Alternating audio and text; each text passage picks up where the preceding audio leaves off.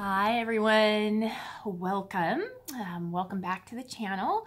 My name is Jill Dell. I'm a licensed hypnotherapist in the state of Washington, and this is the Design to Live 30 for 30 Wins Challenge video for the day. I'm doing a little daily episode of mental mindset, tips, tools, and support for designing a life that you love.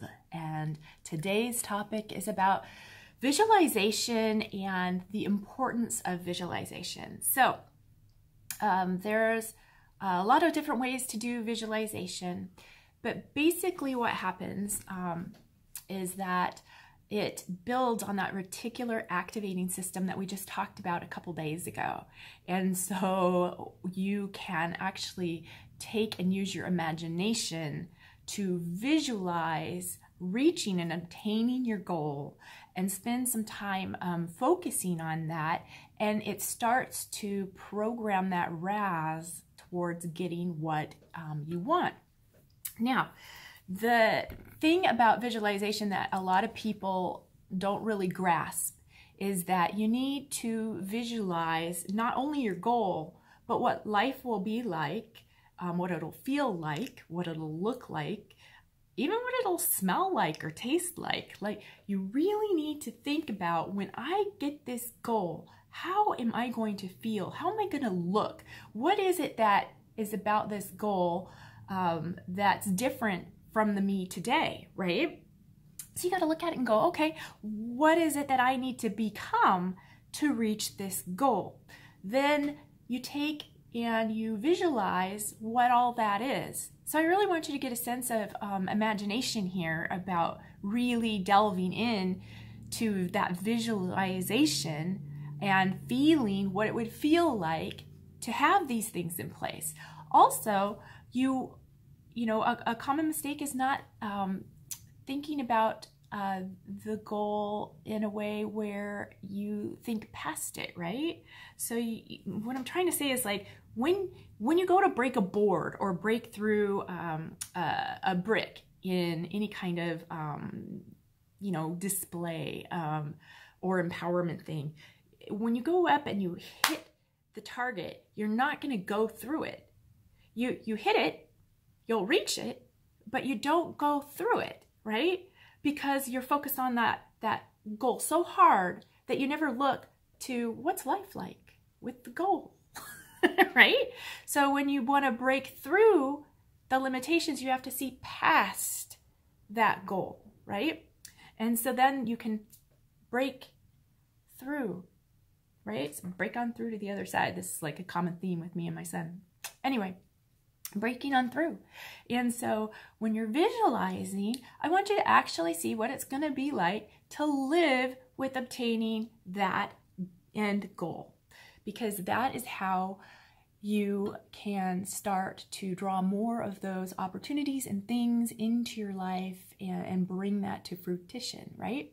So a good technique to kind of keep you focused on that is to find pictures on the internet or out of magazines that really speak to you about the visualization, and also phrases or words that bring about the feelings or inspire you towards that. And you can make a vision board. A lot of times I make vision boards at the beginning of the year, and I kind of carry out one theme throughout the year. Now, that being said, you can make them for every week. You can make a visualization board. You can make them for every month or for every area of your life. You do not have to have one and be done. They do evolve. I like to have them and kind of put them side by side so that I see the progression that I'm making in an area over time. But I think it's a good thing to really focus in on that visualization about how these goals are going to support you in your life in all areas going forward. And kind of, again, it draws back into that why as well, right? So these visualization boards are just a technique to do that. Now there's digital ones, and there's the, like I said, the paper ones that you know, clip out the photos and you put them in. However you do it is just fine, but you should spend some time having this visualization board in a place where you actually are going to see it at least a couple times a day, and not just casually see it, but actually look at it and think about what it is that you're trying to accomplish. Another good thing about visualization is that as the more you visualize it, the more the subconscious mind believes that it's true for you. So a lot of times what I do with people who are doubting their abilities, or they have a lack of confidence, or they don't have enough self-love, and they don't think they're worthy enough, or they think that they're in need of punishment, I guess is a good way to put it. And what a horrible mindset that is. But guess what? Sometimes we have these weird mindsets programmed in. And so one of the tools that I have them do is to think back to a time where they felt really confident, a time when they felt like they were doing a good job, where they really felt that they were on their game, and have them look into the mirror and give affirmations along with that, right? Well, when we're looking at our visualization, I really want you to get the feeling of that accomplishment. And so what I want you to do is notice, when you think about this and you think about having and obtaining this goal, how is your posture? What does it look like? Go into the mirror, look at the mirror, and think about this visualization and having all of this happen, and notice what your body looks like when you do that. Are you really feeling what it's going to be like when you have this goal?